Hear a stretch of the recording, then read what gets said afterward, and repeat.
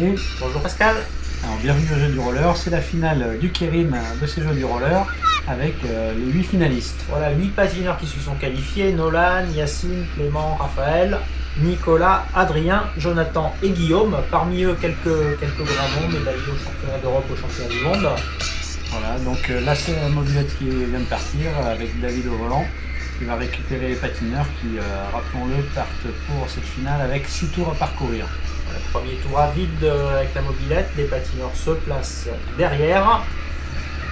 Premier tour, interdiction de doubler, on reste dans l'ordre.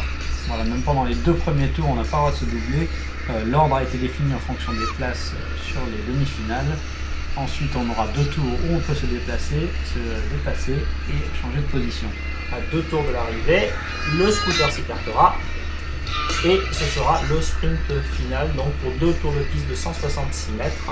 Voilà, pour le moment c'est bien calme puisqu'on n'a pas le droit de se doubler, mais à partir de la sortie du virage, la bataille va commencer et le classement devrait être assez compliqué parce que là on a quelques spécialistes, Nolan Belliaf et Yacine Baroudi notamment, qui sont plutôt habitués à la bagarre. Allez à la bagarre.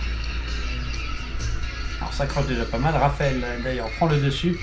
Oh, il triche un petit peu, d'ailleurs il s'accroche un peu à la mobilette, c'est pas très autorisé, mais finalement ça donne l'avantage à presque Nicolas. Mais la place derrière le scooter est vraiment très chère, elle est disputée donc entre Nicolas, Yacine et Nolan qui a un petit peu laissé de chance cette fois-ci, mais probablement pour mieux se replacer.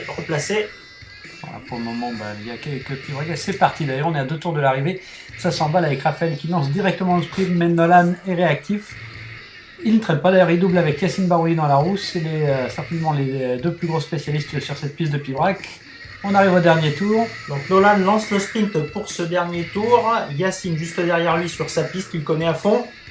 Voilà, il protège. Nolan protège bien son entrée de dernier virage.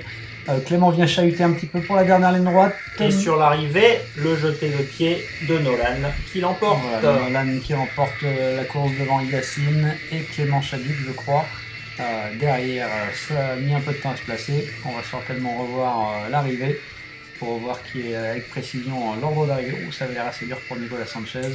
Donc 6 tours à un petit kilomètre, mais une course très intense pour les patineurs. Alors la dernière ligne droite, voilà, on voit une victoire quand même assez facile de Nolan qui a su arriver au bon moment.